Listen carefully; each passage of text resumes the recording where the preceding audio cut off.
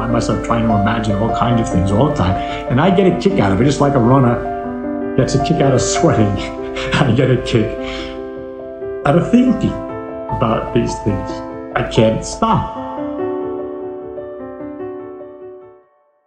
Diz. Não, é que eu ia mudar um bocadinho o tema, se calhar. Sim. Porque nós estávamos a entrar na parte da caixa e uma das coisas que eu até já tinha falado com o Afonso pessoalmente é a questão das cotas. Sim.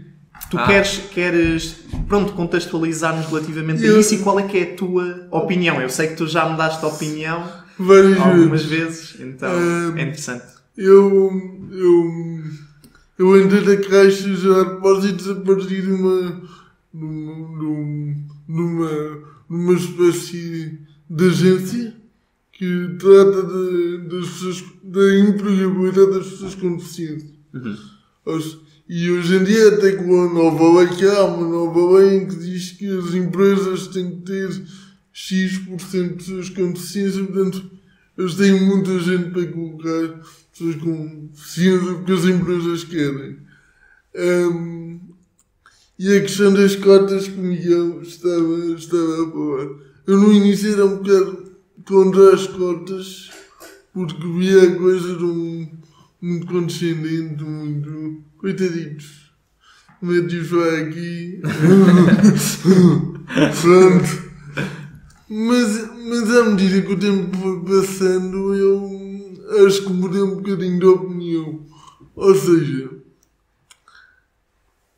se tu tens uma coisa que te facilita a vida e tu tiveste tantos problemas ao longo da vida, é aceitação. É uma coisa boa. Ou seja, eu acho que não é uma dádiva. É tipo, é reconhecer que as pessoas têm backgrounds diferentes, tiveram dificuldades diferentes e que muitas vezes é preciso equilibrar essa desigualdade, essa dificuldade maior. Eu percebo o que tu estás a dizer. Eu acho que isso abre um precedente para outras cotas com as quais eu não concordo.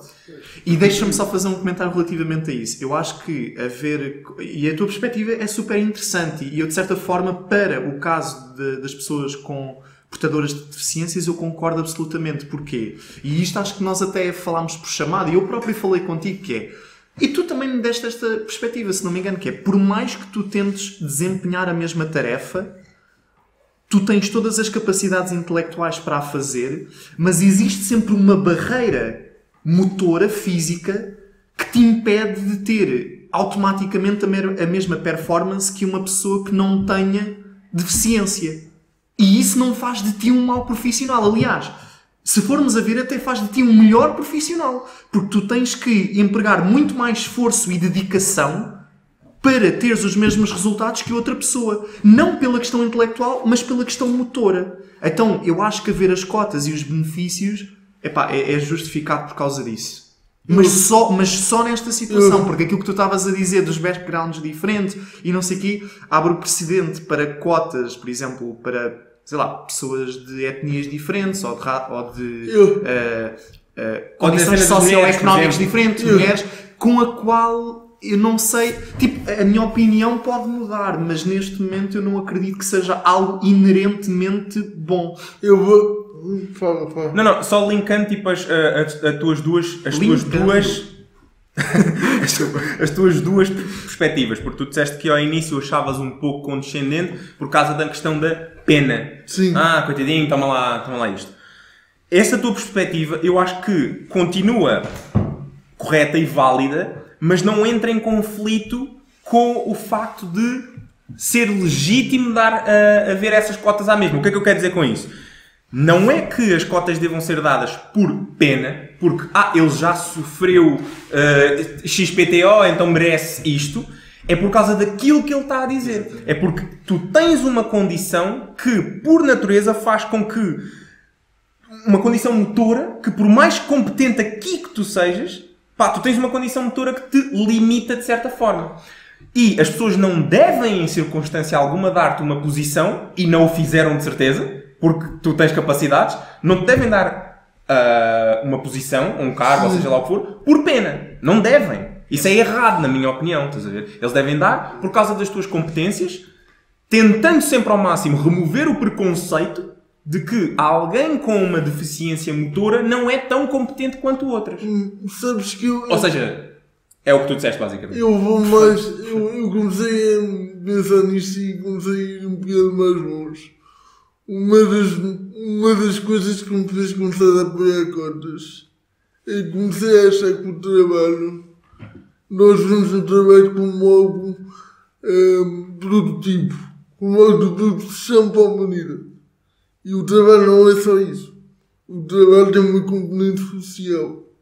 Ou seja, se tu vês mais pessoas diferentes de ti no trabalho, tornas-te uma pessoa com mais conhecimento. Concordo. Ou seja, forçar de alguma maneira a diferença entre pessoas, a diferença entre backgrounds, a diferença entre...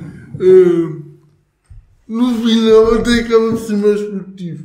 Porque se tu tiveres todas as pessoas mais ou menos com a mesma história de vida, mais ou menos com as mesmas dificuldades, mais ou menos iguais, no sentido de fiz isto como tu, fiz isto como tu, a tua forma de andar por problema vai ser pior. Eu concordo 100% com o que tu Também estás a dizer. concordo, mas... Exatamente, mas não há a necessidade de cotas para isso. E forçar. Exatamente, porque esse ambiente laboral, social que tu estás a descrever, deve existir sem ser forçado de forma artificial, porque a artificialidade da coisa pode fazer com que as pessoas fiquem até mais reticentes, que é tipo, olha, este já está aqui, porque lá está, o preconceito é inerente tanto da pessoa que beneficia como das pessoas que estão à volta, porque a própria... Eu já tive uma conversa, isto é só uma parte, uma conversa bastante interessante com a Joana, já se vai começar a rir, mas porquê? Porque ela está na dúvida se vai para doutoramento ou não. E eu há uns meses atrás virei para ela e disse assim, olha, tens aqui estas bolsas da agência atómica que são especificamente para mulheres. Tipo, queres aproveitar isso ou não? E ela virou-se e disse, jamais! Jamais! Tipo, eu não quero ter uma bolsa por ser mulher. Isso era algo que ela diria. Então, porque, pronto, mas mesmo para as pessoas que numa primeira instância até possam aceitar, quando elas vão desempenhar a sua tarefa e por acaso, pode nem ser de propósito, mas por acaso sentem que não estão a ser competentes, naturalmente as pessoas vão pensar, vão reverter para isso. Mano, eu estou aqui não pelas minhas competências, mas por ser desta etnia, por ser desta... Mesmo que não seja verdade. Mas isso é também um preconceito que as pessoas têm consigo próprio. Ou seja, sim. Eu vou ser muito... Eu tendencialmente sou a favor de cotas. Tendencialmente, porque acho que as pessoas têm dificuldades diferentes, porque acho, não só isso, que nem tudo tem que ser uma competição. Ok. Ou seja, que acho que há pessoas diferentes que devem estar nos lugares porque é importante que haja representatividade dessas pessoas nos lugares. E eu acho que a humanidade isto é um salto um bocadinho maior. A humanidade tem de deixar de ver o trabalho, ou deixar de ver o estudo, ou deixar de ver o que nós fazemos como algo meramente produtivo. Ou seja, durante a pandemia, tu tiveste muito visto que houve uma componente do teu trabalho que acabou, que é a componente social. A componente de tu levantares, pegares em ti e ires para o sítio. Eu ia mudando com isso. Eu concordo 100% contigo, porque para mim esse aspecto social é extremamente importante. É trabalho. Estás com as outras pessoas. É trabalho. Não é produtivo. Aí concordo. Não é produtivo. Não é produtivo. Nós já tivemos esta conversa aqui eu no continuo podcast. a achar que existe uma produtividade que é implícita, não é explícita. Exato. Não é? E isto é evidente. A produtividade das pausas, por exemplo. E isto torna-se muito evidente nos cientistas e nos artistas. Para mim. Percebes? Mas era só uma parte. Não, mas não. eu concordo perfeitamente com isso Sim, tudo sim. que estás a dizer. Também eu. A única coisa que eu não concordo é a representatividade em detrimento do mérito. Mas é a forma com que eu penso. Sim, Percebes o que eu estou a dizer? exato. Porque é isso que as cotas tentam colmatar. Exato. Ou tentam atacar, digamos assim. Ou seja, a representatividade, na minha ótica, a representatividade é boa, nem tanto no aspecto de ser tipo, precisamos à força toda ter aqui este tipo de pessoas porque são esta percentagem da população e tal. Não é nada disso, é mesmo por causa exatamente do que tu estás a dizer, que é bom eu estar em associação com pessoas diferentes, com pessoas com dificuldades diferentes, com pessoas com privilégios diferentes. É bom estarmos em associação com pessoas diferentes, o mais diferentes possíveis. Só que Crescemos muito com isso. Exato, eu adoro isso. Só que a questão é, eu acho que chegar lá artificialmente, com cotas, por exemplo, Sim. para mim não é um bom princípio. Não é que não seja possível ser chegar lá, não é que não seja um caminho, mas não é um bom princípio, porque na minha cabeça, se as mulheres são tão competentes quanto os homens, se as pessoas de todas as etnias têm tipo, o mesmo nível de competências e toda a gente consegue, o que deve ser removido é o preconceito da falta de capacidade e não a introdução de cotas. Mas a questão É a dificuldade, aquilo que ele vai dizer, é a dificuldade com que... Não, concordando contigo. Agora foi contido. Concordando contigo, eu também não acho que as cotas sejam o fim da história. Pois, ok. Ou seja, eu acho que tu podes tê-las de uma forma meramente instrumental nesta fase da humanidade. Pois, exato, estou a perceber. A Também maior parte das pessoas... algo que é a curto prazo. Pronto, eu já falei com um amigo meu que também defende a cena das cotas e a justificação foi exatamente a mesma. Ou seja, não é que queremos ter cotas para sempre, mas está a ser utilizado para se chegar a um fim. Ou seja, eu acho que as cotas não são o mundo ideal, seria contra as cotas. Mas é exatamente isso. Eu sou tu dizes que és tendencialmente a favor, eu sou tendencialmente contra. Eu sou tendencialmente contra porque o princípio do qual estamos a partir eu acho que é equivocado, estás a ver? E é mais uma questão que estamos a aplicar na nossa sociedade, que é os fins justificam os meios e na minha ótica os fins não justificam os meios, porque o princípio não é bom. O princípio é deixem de ser totós, que percebam que as pessoas têm capacidades e percebam que as pessoas que efetivamente não têm alguma limitação, que não têm controle sobre, que é o teu caso, podem legitimamente ter outro parâmetro, outro patamar, outra avaliação, outro tipo de avaliação. Mas isto não são cotas. Mas a questão é, tu não consegues fazer isso por geração espontânea. Não, mas consegues ir moldando a cultura das empresas, da sociedade. Certo. Eu se calhar sou demasiado idealista, mas... Mas entretanto passam anos. Pois! Já digo uma coisa. A ideia é, para aproximar-nos do pessoal, a ideia disso tudo, por exemplo, o que acontece nas escolas é aproximar as pessoas. Acontece nas escolas, por exemplo, a ver o pessoal de seres incorporados nas turmas. Sim. Para que o pessoal esteja... Pronto, é o que eu estava a dizer, tipo, socialmente, a parte do trabalho, é para as pessoas também estarem dentro da sociedade e não estarem numa bolha separados. Exatamente. Eu concordo com a mesma coisa, que é, há formas de, para além de cotas, de aproximar e juntar as pessoas da sociedade. Há outras formas.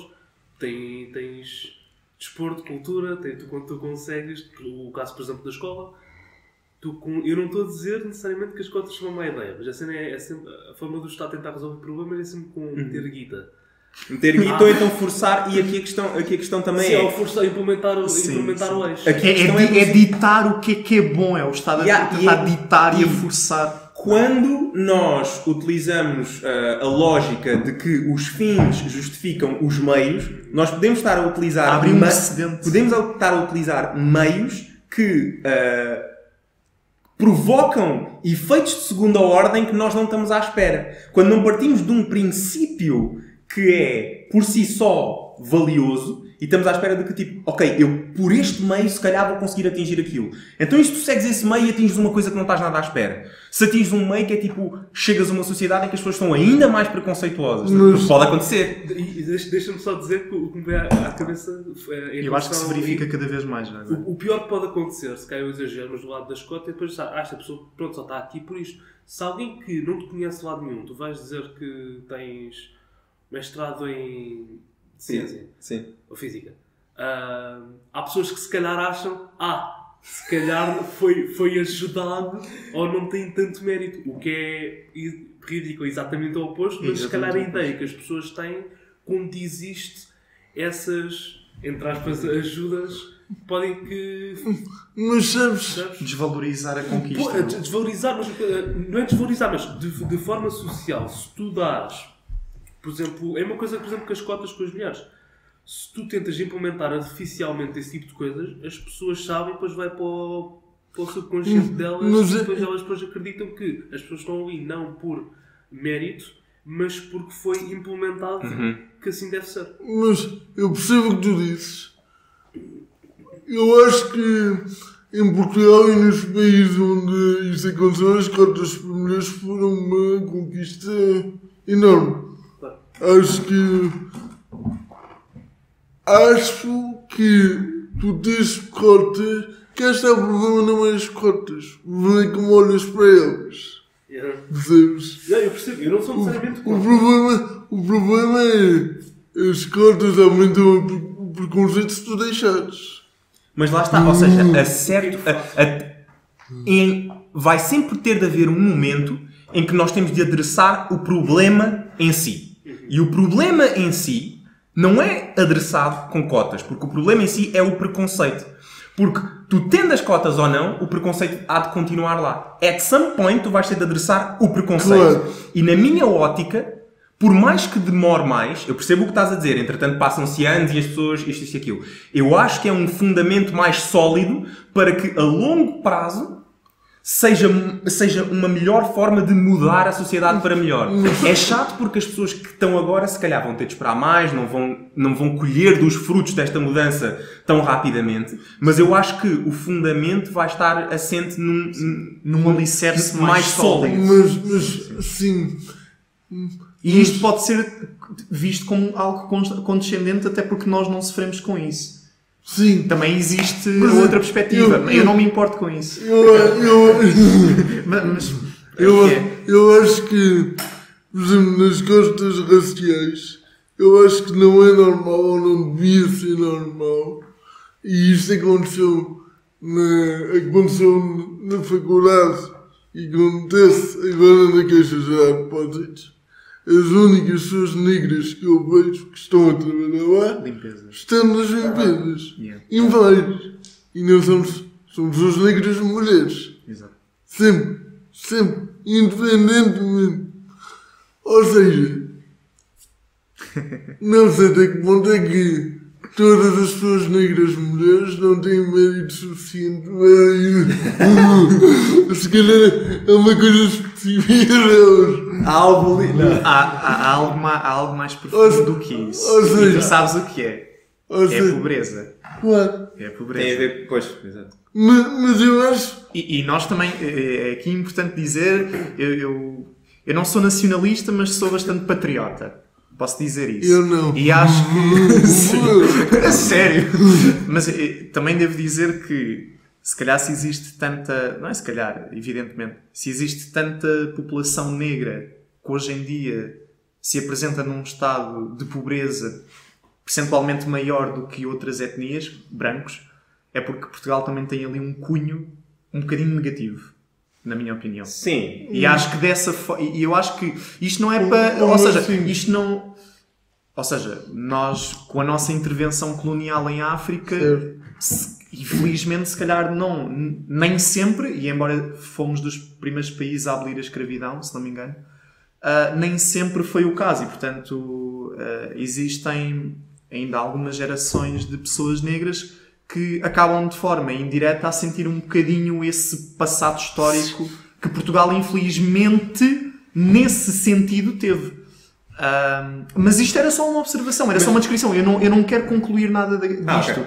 Ok. Eu só quero dizer. Então cala. Isto foi só uma afirmação histórica. Que é, de qualquer das formas, eu acho que tem que se atacar, nesse caso, o problema principal, que é a pobreza. Porque é isso que acontece, portanto, tipicamente na faculdade nós vemos, e na Caixa Geral de Depósitos, nós vemos pessoas, mulheres negras, ou seja, as únicas pessoas negras que nós vemos são mulheres negras, tipicamente já com alguma idade, nas limpezas especificamente, e isso não tem a ver com a etnia em si, tem a ver com o facto de que, infelizmente, as pessoas de etnia negra são, na sua maioria, pobres e vivem em condições socialmente delicadas. Então, o problema, ou a melhor forma de nós atacarmos aí, é atacarmos a pobreza e, principalmente, desguetizar etnias. Desguetizar pessoas. Não enfiá-las todas no mesmo caixinha. E, por exemplo, nesse sentido, se há coisas forçosas que o Estado deveria fazer, era, por exemplo, em bairros sociais, tentar ao máximo misturar pessoas. Não deixá-las. Estes prédios é só para pessoas ciganas, este prédio é só para pessoas brancas. Tentar minimizar isso ao máximo. Porque aí tu efetivamente estás a misturar pessoas e formas diferentes de pensar. Não é só isto, é não meter os bairros camarários que numa zona da cidade. Metê-los, incluí-las dentro da cidade, como se fosse mais um bairro da cidade. Eu acho que deviam estar junto aos ricos. Depois... Isso é aquela questão toda de... Quem é que ia estar com medo? Mas eu acho que sim. Mas eu acho que devia ser assim. Acho que é uma... Ou seja, não tornar a cidade como... Esta parte é para a classe média. Fações. Esta parte é para os ricos, esta parte é para os... O problema com isso é quem é que torna a cidade dessa forma? Quem é que faz com que as zonas mais melhores da cidade estejam junto da parte dos ricos e que a parte dos pobres está mais longe e separada? Eu conheço um caso particular. A culpa pode ser um bocado tipo dos nossos órgãos governamentais, mas a verdade é que as pessoas... Não, é influenciado pelo dinheiro também, mas a realidade é que as pessoas, por natureza, segregam-se. Segregam-se mais às pessoas que são mais semelhantes. Exato, ou seja, essa dinâmica de haver uma harmonia... As pessoas não iam se sentir confortáveis dessa forma. Achas? Yeah. Sim, eu não digo isto de forma... Eu concordo. A seguir ao André eu quero fazer uma intervenção. É tipo, eu sei que o Miguel quer pôr os brancos mais pobres. Mas, foi isso que eu disse, está a mostrar, disseste isso. Mas, se calhar é impressão minha, comportamentos, o pessoal, tipo, por exemplo, eu jogava futsal e estive muito tempo na zona da Amadora. E o pessoal, havia pessoal que vinha, havia meio tipo grupos que vinham de zonas diferentes. E o pessoal meio que se juntava por mais afinidade. Tinha mais afinidade com pessoas. Identificavam-se mais com pessoas que tinham o mesmo nível social. Sim. Mas lá está, eu joguei futebol durante muitos anos e partilhei. Isso é bem interessante porque isso do identificar-se está relacionado também um bocado com aquilo que estávamos a falar há pouco do ser bom, tu estares em contextos sociais, tipo ou na escola, ou no trabalho, com pessoas diferentes. E eu acho que mas é fixe quando as pessoas deixam de se identificar com outras por razões meramente tipo externas. Porque, por exemplo, imagina que eu sou de um bairro social, eu se calhar vou me identificar com um outro bacana que é do bairro social também. Mas a realidade é que, tipo, eu acredito que as pessoas têm sempre algum ponto de conexão com as outras, estás a ver? Tu tens é que estar disposto a deixar o teu preconceito, tipo, cair o suficiente para conseguires encontrar onde é que está esse ponto de contacto. E tu, quando removes esse preconceito, começas a ser muito mais capaz de te identificares com pessoas de todas as... Mas isso existe, e não sei se o Miguel tem a mesma experiência que eu, que é, num para um, isso acontece... No grupo é que já não. Agora, isso é uma deixa-me fazer uma pergunta. São os fenómenos críticos. Deixa-me fazer uma pergunta. Por exemplo, tu, Miguel, antes... Mas eu é que estou a ser convidado. Diz. Não, antes de tu me conheceres, tinhas tido no teu percurso educativo alguém com deficiência, atiravas com ele? Estavas com alguém com deficiência? Epá, que eu me lembro não. E tu achas que o facto de teres estado comigo ou teres tornado, acho o meu amigo, talvez estimulou um bocadinho a forma como tu vias a deficiência? Talvez, não sei, porque eu acho que sempre, como tive sempre uma perspectiva humanitária, não foi por te ter conhecido particularmente que mudei. A única coisa que se calhar mudou em mim foi que compreendi ainda melhor aquilo que as pessoas deficientes podem passar. E eu acho isso, que se tu tiveres umas pessoas diferentes a contactar, ou seja, o preconceito não acaba porque sim. O preconceito acaba porque as pessoas conhecem. E há uma coisa que me irrita muito, mas muito quando dizem isto na televisão. O racismo, ou a xenofobia, ou o preconceito com pessoas com deficiência, é porque as pessoas não sabem, têm medo do desconhecido. Ora, as pessoas negras estão cá na Europa há mais de 15 anos. Se tu não conheces, é um bocado estranho. Não é bem desconhecido. Não é bem desconhecido. Estavam cá nos anos de 1500. Eram escravos, mas existiam. Não é desconhecido. As pessoas com deficiência, desde que a humanidade é uma humanidade, é verdade que às vezes nos matavam à nascença. Verdade. Mas Ainda hoje existem sociedades que praticam esse tipo de coisa. Mas, guess what? Nós também existimos. Sim, eu acho que não é do desconhecido. As pessoas com... É tentarem justificar Por exemplo, preconceito. É preconceito, tipo. é a homossexualidade, é o preconceito contra as pessoas LGBT, é porque é uma coisa diferente, não sei o quê. Eu sugiro que vão à Grécia Antiga, ou que estudem um bocadinho a Grécia Antiga. Mas isto também é uma... Eu não sei se já tivemos esta conversa no podcast em si, mas eu já falei convosco sobre isto, que é a questão toda da vontade das pessoas de querer chamar de normal a coisas que não são normais. Olha, espera. Antes de tu fazeres isso, e isso é mega importante, acho que traz aí um teor controverso à conversa, porque eu já ouvi a tua opinião, e eu percebo que as pessoas possam interpretá-la como controversa, apesar de eu concordar com ela, mas percebo isso. Até porque tu és bastante efusivo na forma com que tu dizes as coisas. Portanto, calma lá, abaixa a bolinha. Não, também. Mas ainda falando daquilo de misturar pobres com ricos e juntar, por exemplo, um bairro social logo a seguir a um bairro, digamos, rico. Isso por acaso acontece aqui bem em Lisboa. E não estamos muito longe dele. Ali, para aquela direção, se não me engano, existe o bairro da Horta Nova. Não sei se vocês conhecem. Sim. O bairro da Horta Nova. Que está precisamente ao lado de uma das zonas mais ricas da Grande Lisboa, que é Telheiras.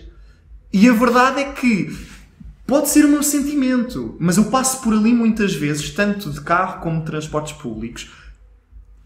E é engraçado que a mim parece-me que, ao contrário daquilo que se esperaria, que era uma maior harmonia entre as duas comunidades, acontece exatamente o contrário. Exatamente o contrário.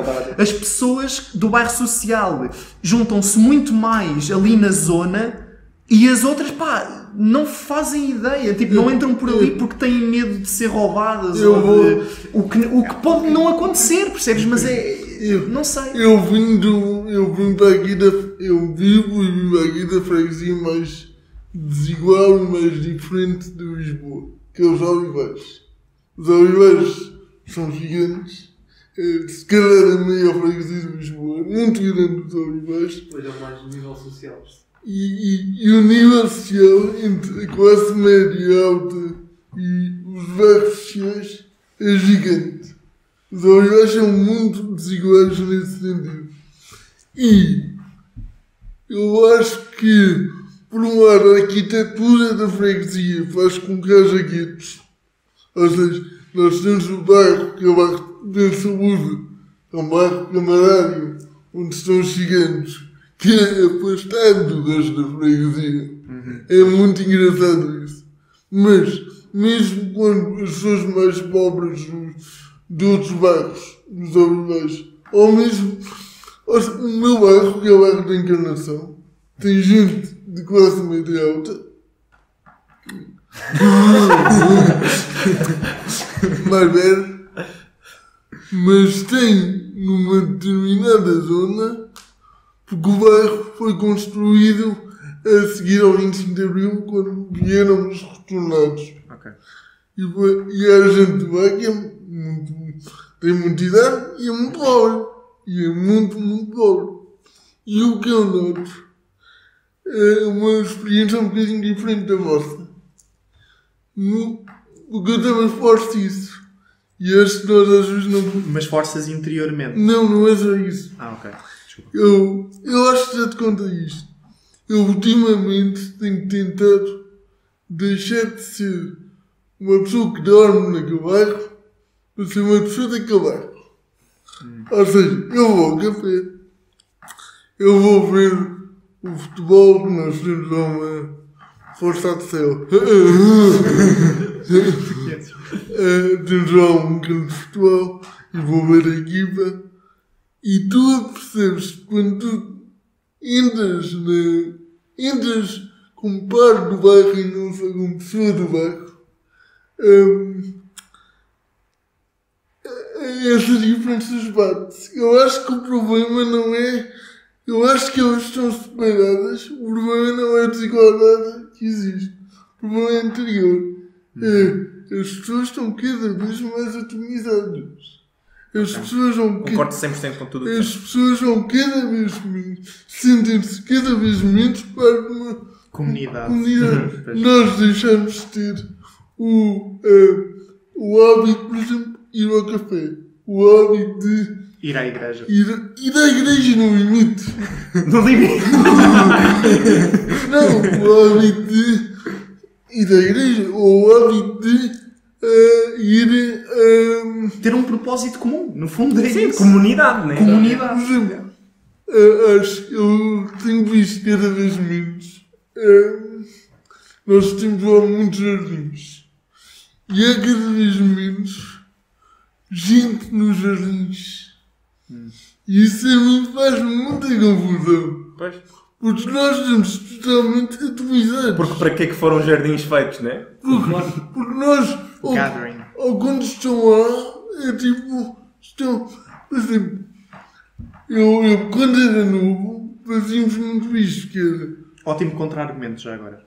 Portanto, só para terminar, não depende exclusivamente da união, portanto, da união geográfica, também precisas de ter um ponto de união intelectual. E há uma de diferença comunidade. também no caso que ele está a descrever e no teu, porque tu estás a dizer dois bairros diferentes, um ao pé do outro. O que ele está a descrever é um bairro em que há diferentes classes lá dentro. sim, Sim, mas só um pormenor, se formos a ver bem, aquilo está literalmente colado. Tu podes olhar para aquilo como um único bairro. É só por dizer que numa rua é bairro da Horta Nova e na outra já é Telheiras. Pois. Mas tipo, se tu olhares sem ter esse conhecimento Sim. prévio, é um bairro. mas eu Estavas a dizer que quando eras pequeno... quando era pequeno, havia muito a tradição lá no bairro de irmos para o ringue jogar a bola. E quando íamos para o ringue jogar a bola, eu ficava na equipa dos pobres. É verdade. Ou seja, aliás, não havia equipa dos pobres. Havia a equipa aí, não interessava de onde é que vinha. Mas havia era dos pobres. Desculpa. Ok. Boa. Esta foi boa. Olá, mas eu acho que essa diferença que vocês falam não tem a ver com não haver tendência de as pessoas se juntarem, mas tem a ver com que as pessoas não se juntam, ponto. Pois. Olha, diz-me uma coisa, quanto tempo é que já temos? Está aqui 1h26, mas 6 minutos foi uma palhaçada. 1h20. Ok. Em relação àquilo que eu... Desculpa, nós depois acabámos por... Eu acabei por ti. Pronto, isto, mas tem a ver com o que estamos a falar agora, que é... Sim. Ou seja, eu acho que a tentativa, lá está, na minha ótica, é mais uma tentativa artificial de lidar com o preconceito que acaba por estar fundamentada, tipo, em princípios totós. Que é a insistência em querer dizer que somos todos iguais, somos todos normais e pronto. Estás a ver? Porque tu claramente não és igual a mim. Certo. Tu claramente não és normal. Tens razão. É assim, a norma não é as pessoas serem como tu. Tens razão. Aqui a questão com isto é, não só não há problema em haverem pessoas que não são normais, Porque normal como não significa bom. isso, não há conexão Não nenhuma. há conexão, é isso. Não há conexão Tens nenhuma. toda a razão. Toda a razão. Diz. Não, e é uma tentativa de uniformização das pessoas. Exatamente. E é excelente. Ou seja, retira toda e qualquer identidade das pessoas, enquanto que Individualidade. exatamente, o princípio que deve vir por trás disso não é, ok, vamos normalizar tudo, é, vamos aceitar o que não é normal. Porque o que não é normal vai sempre existir. Não. Enquanto estivermos a tentar normalizar as coisas, vamos para sempre falhar. Boa esperança. Boa esperança. Não, mas tens de ter razão. Por exemplo, eu falo muito, às vezes as pessoas de comunidade cigana têm que se... tem de haver uma tentativa de os integrar na sociedade. Mas muitas vezes esta integração, na verdade, é só retirarmos todas as características culturais que eles têm. Sim. Ou seja, nós meter iguais a nós. eu acredito que até certo ponto, eles como estão inseridos na nossa sociedade, têm de aderir um pouco às nossas normas. Mas dentro disso, Sim. ou seja, eles podem e devem manter a sua identidade cultural. E não há... E repara, fazer com que as pessoas estejam juntas não significa... E não pode significar nunca que elas percam identidade, que elas percam cultura, que elas sejam iguais na diferença. Mas deixa-me só fazer um pequeno comentário. Eu concordo inteiramente com aquilo que vocês estão a dizer. Eu vou só fazer uma ressalva. Esta é a minha opinião pessoal e eu não sei se vocês partilham dela. E agora eu tenho que estar a dizer. Eu tenho amigos ciganos, um dos meus melhores amigos é cigano, blá. Mas tudo isso é muito bonito desde que não passem a linha vermelha. E um exemplo de uma linha vermelha é o casamento infantil. Certo? Okay. Também temos que lidar com esse tipo de situações em que, ok, faz parte da cultura e da tradição, mas não é algo que se coaduna com a forma com que nós estamos em sociedade. Ou seja, com que olhos é que vocês olham para isso? Acham que devemos aceitar? Não, eu concordo contigo. Acho que deve ser case by case, porque tipo, de uma maneira geral eu não vejo tipo, a comunidade cigana como algo, uma comunidade má, ou que tem práticas generalizadas má. Existem certas práticas específicas com as quais devemos tipo, mitigar ou tentar educar. Eu queria dizer duas coisas sobre isso. Primeiro, sem ser condescendente. queria dizer duas coisas sobre isso. A primeira é que não há comunidade cigana. Há comunidades ciganas. Verdade. Comigo é tudo igual. Não. Eu sei qual é que é a bandeira da bandeira Romani, portanto já sei muito mais do que vocês.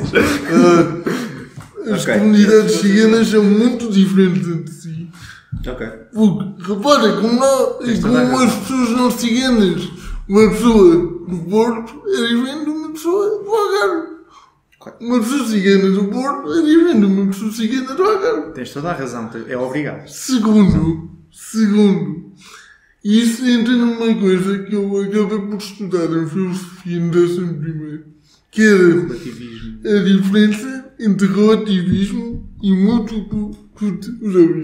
Ou seja, o relativismo diz-te todas as culturas são iguais e devemos aceitar todas as culturas. Fake news. O multiculturalismo diz uma coisa que é muito óbvia. Dentro da cultura existe uma coisa chamada direitos humanos Exatamente. Sim. que tem que ser aceitado por todas as culturas e, nesse sentido, todas as culturas são iguais e têm igual valor, mas dentro da cultura nem todos os rituais dessa cultura têm igual valor. E isso é verdade para todas as culturas. Para todas também. Exatamente. Sim, Ou seja, sim. Touradas. Todas as culturas têm telhados de vidro. olha, Grande exemplo. Estás a introduzir A whole tópicos que new podem topic. ser tipo. Já vai falar. As touradas. Eu sou um acérrimo anti-touradas fanático. As touradas entram dentro da nossa cultura. E dizer que não é mentira. As pessoas que dizem, tourada não está dentro. Mas aí não tem a ver com direitos humanos, já agora. Bem, não.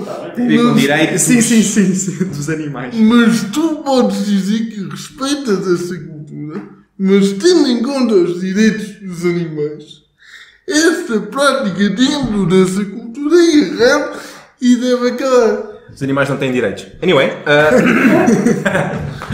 Estou a brincar. Ou seja, eu acredito mesmo que os animais não tenham direitos, mas eu Concordo. concordo com o que estás a dizer. Eu também não sou propriamente a favor das touradas. Eu não sou a favor do sofrimento animal, a menos que seja para consumo e subsistência. Sim, Ou seja, tipo, para mim é estar a ridicularizar uma espécie. Tipo, Para mim é uma falta de respeito. eu penso, é grande falta de respeito. Imagina que éramos nós. É mais fácil tu fazeres isso, mas nem precisas pensar nisso. Mas se quiseres pensar, imagina que era contigo.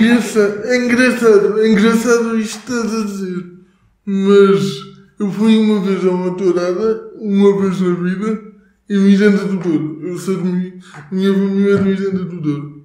Boas tardes. Não, estou bom. Ele sabe falar mirandês já agora. Ok. É bem fixe, é bem fixe. É bem fixe. E quando eu vi a tourada, eu sei que isto vai parecer muito estranho o que eu vou dizer, mas eu tive um bocado de flashback de quando sofria bullying. Não é a mesma coisa, não é a mesma coisa, mas eu imaginava. Eu percebo. Eu percebo perfeitamente. Eu estava no lugar do touro. Ok, não era espetado com barreiras, é verdade. Mas a humilhação que eu E a provocação. e a provocação E os aplausos. e os aplausos. É isso, É grande paralelismo. Ou seja, isto indiretamente, a história contada na tourada é a história da minha vida. E nessa história eu era o touro. Pois. Sabes? E isso mesmo. Eu não consegui ver aquilo até ao fim porque tive isto podia ser a minha vida contada como uma metáfora. Não, porque não és um touro. Não, como uma metáfora. Mas eu percebo. Metaforicamente, podia ser. Ok. Sim, percebo. E pronto, percebo. Ainda mais porque é que has de ser contra as touradas. Eu também sou contra as touradas, mas não tem tanto a ver com os direitos dos animais. Eu não sei se também já tivemos esta conversa. Eu não acho que os animais tenham direitos, as pessoas é que têm o dever de tipo, respeitar os animais porque fazem parte tipo, Do nosso planeta. Eu não sou antropocêntrico. Ou seja, sou bem. eu não sou todo antropocêntrico. Aliás, nós no outro dia estivemos a falar sobre... Aliás, eu também não sou antropocêntrico. Primeiro sou um hipócrita, porque não gosto de touradas, mas McDonald's e Burger King faz sabor, Não, é diferente. É aquilo que eu estava a dizer há bocadinho, porque uma coisa é tu estares a comer por necessidade, outra coisa é tu estares a humilhar uma espécie para teu divertimento. Mas Miguel, Não sei. quanto sofrimento é que tu consegues justificar para a alimentação? Não, Mano, não tem a ver com a quantidade de sofrimento em si. nós devemos ter cada vez mais práticas que minimizem ao máximo o sofrimento animal. Mas não tem a ver com o sofrimento em si, tem a ver com o... Qual é a palavra? Tem a ver com o logos da questão, estás a ver? É tipo, o ato de matar um animal para a tua subsistência é inerentemente diferente do ato de matar... Tu podes pôr o sofrimento... Eu concordo com o que ele está a dizer. Eu em termos, já disse isto algumas vezes, para os animais eu sou utilitarista. É maximizar o prazer e diminuir a dor. Tipo, se tens um animal de estimação, como é que tu dás uma boa vida ao teu animal de estimação? É tu maximizas a quantidade de vezes em que ele está bem, confortável, e diminuis a dor. Eu para os seres humanos não sou propriamente assim, estás a ver? Mas, mesmo retirando a questão do sofrimento, tipo, o meaning de eu vou matar este animal, e eu acho que as pessoas hoje em dia são um bocado flippant com isso, não reconhecem que tipo, aquilo que estão a comer é tipo outro ser vivo que está a dar a vida para a nossa vida, o que é uma cena tipo divina. Há algumas culturas e algumas religiões, por exemplo, os judeus, não sei se já ouviram falar da carne kosher. Sim. De quê? Carne kosher. Ou seja, a carne kosher é uma carne supostamente purificada dos judeus, em que o animal, quando é morto para consumo, tem que derramar o mínimo de sangue possível. Isso é Ou interessante. seja, não haver sangue na matança. Por exemplo, há algumas culturas em que alguns animais são sagrados.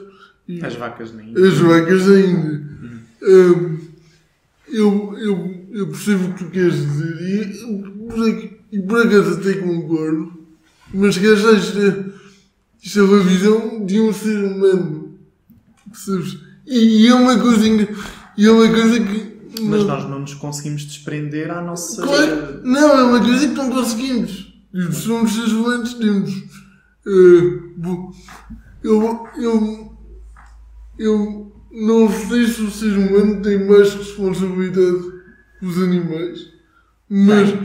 Eu diria que tem, porque quando tu... Lá está, isto prende-se a... Liberdades, direitos, deveres. Há uma notícia que saiu não sei onde, que era aquele... Já não me lembro o que era um toureiro qualquer que disse uma cena do género... os animais não podem ter direitos porque não têm deveres e os animais não sofrem, portanto as touradas são na boa. Mas calma. É verdade. Exatamente, são duas questões. Ele disse uma questão que está 100% correta na minha opinião, que é... A segunda não está. A segunda está errada. Os animais claramente sentem dor e sofrem, portanto ele está errado nisso. Sim. Mas a primeira questão que ele disse, eu concordo. Os animais não têm direitos porque não têm deveres. Nós temos a responsabilidade de não sermos babacas com os animais. E se uma pessoa trata mal o seu cão, ou se o abandona, ou se o faz, ou se touradas e não sei o quê, deve ser responsabilizada por causa disso. A responsabilidade é nossa. Posso fazer uma provocação? Pode à vontade. Qual é o dever de um recém-nascido? O recém-nascido não tem dever no momento em que nasce, mas ele é um ser que tem a potência ou a possibilidade. Exatamente, ou seja, os direitos dele, eu sei porque depois tu vais perguntar então porque é que eles têm direitos se não têm deveres, mas a resposta a isso é porque ele naquele momento é-lhe concedido direitos mesmo sem ele ter deveres, porque a expectativa é que ele cresça e que vá ter deveres entretanto. Concordo. Mas em termos de prática, lá está. Muitas destas minhas opiniões na prática não fazem muita diferença, porque tu vais dizer que os animais têm direitos, therefore nós não devemos maltratá-los. Eu vou só dizer, não, os animais não têm direitos, nós é que temos o dever, therefore não devemos maltratá-los. A nossa conclusão é a mesma. Sim. Se calhar a semântica que é diferente. Não é semântica. O contexto. É a minha fundamentação, os meus princípios são diferentes. Não, eu se calhar, ok. Acho que a palavra direitos de animais é que eu não encontro palavra melhor. Eu percebo que juridicamente está errado. Sim. Mesmo sem ter estudado na Universidade do Azeite. É o que eu chamo a faculdade de Direito. Cortem isto depois. Vai ficar. Mas percebo que juridicamente é errado, mas não tenho outra palavra. Não, sim, ou seja, eu estou a discutir isto e discuto isto tipo for the sake of argument. Quando as pessoas dizem que os direitos dos animais é tipo, ok, whatever. Tipo, Sim. Sim. Na prática nós temos de dizer que eles têm direitos para efetivamente penalizarmos quem não faz aquilo que tu estás a dizer. não, tu podes simplesmente dizer que não são os animais que têm direitos, o ser humano é que tem o dever de XPTO. Sim, mas legalmente eu acredito que seja mais fácil por essa via. É só isso que eu estou a tentar dizer. É só uma técnica artificial. Miguel, um carro não tem direitos, mas tu não podes andar aqui a partir todos. Sim, mas isso é propriedade de outra É pessoa. propriedade privada. Anyway, para de introduzir. Graus de liberdade desnecessários. Yeah. Não, estou a brincar. É assim, Mas vocês percebem o que eu quis dizer. Foi um prazer. Tu não ias dizer qualquer coisa? Não. Não, ele estava só a fazer um comentário que era tipo, pronto, o último comentário que ele fez foi: eu também não consigo encontrar uma melhor palavra para ok. direitos dos animais. Sinto que houve algum tema pendente calhar houve. pelo meio, Mas depois a gente vê e falamos outra vez, se for preciso, não faz Olha, eu quero agradecer muito o convite. E... nada. Pronto, fixe. Ainda bem, Não, é gostaste. engraçado porque isto começou na deficiência. Falámos de morte, falámos de touradas. Isso é a essência das nossas conversas e do nosso podcast aqui. Rotas, touradas e tudo começou nas deficiências. É engraçado. Para que é que servem os debates? Vejam o cógito, mal. Nós abordamos todos os temas aqui. Bora anfitriar debates, mano. Sim. O quê? Eles não tinham estofo para nós. Não, nós não podemos participar, nós temos de ser só moderadores. Eu não posso participar num debate, senão. Mas olha, obrigado por teres vindo. Foi uma conversa excelente. Esperamos que tenham gostado também em casa. E até à próxima. Tchau, tchau.